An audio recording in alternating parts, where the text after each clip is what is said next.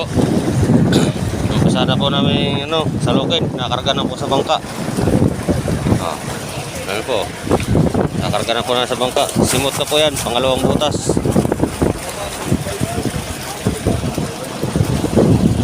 Nasa kaputin din naman ng 100 panyira yung natira sa kabilang butas.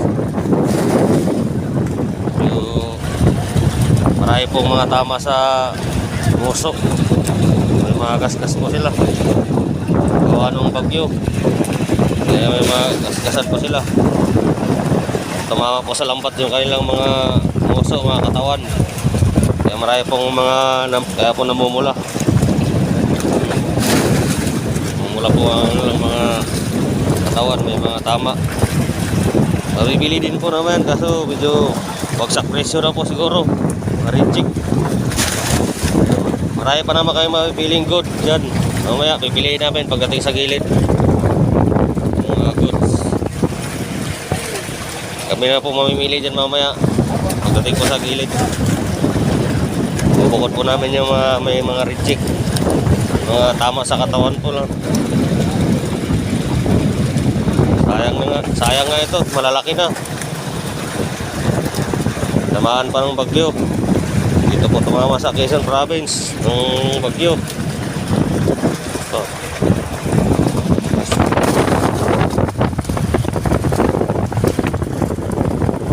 Lilipat po kami mamaya. Doon na po kami lilipat. Doon sa malayo po. Andun yung mga kids. Andun dinala lahat yung iba. Naanod. Yung iba yun, nag-aayos po ako ng kids. Binabalik na po nila sa dating ihila nila para ibalik sa dating pwesto. Kami naman po dito ay nag-harvest, nagsisimot mga tira ng bagyo para may binta pa po.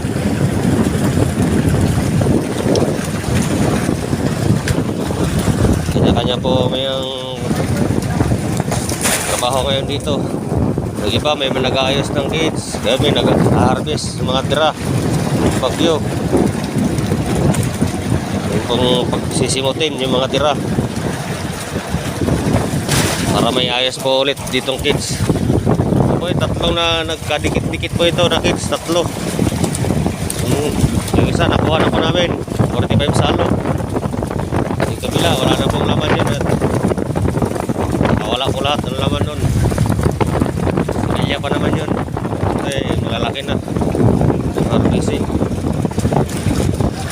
Ito ang inuuna namin, yung mga lalaki nasimutin para may binta pa.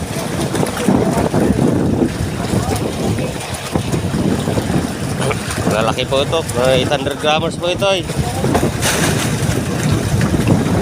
Tuloy-tuloy po ang harvest namin nung nakaraan kasi nung bumagyo tumigil kami. Ayun, kinuha. Mga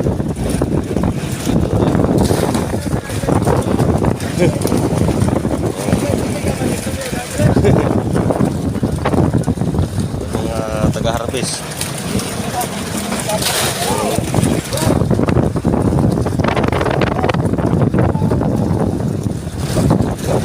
Po, maraming salamat po sa panonood. At mamaya po ulit paglipat po namin doon sa kabila. Tingnan po namin ang sitwasyon po doon sa gitna. Tingnan po mga kids. Ilan na lang po ang natira dito sa bungad. Marami pong naanod.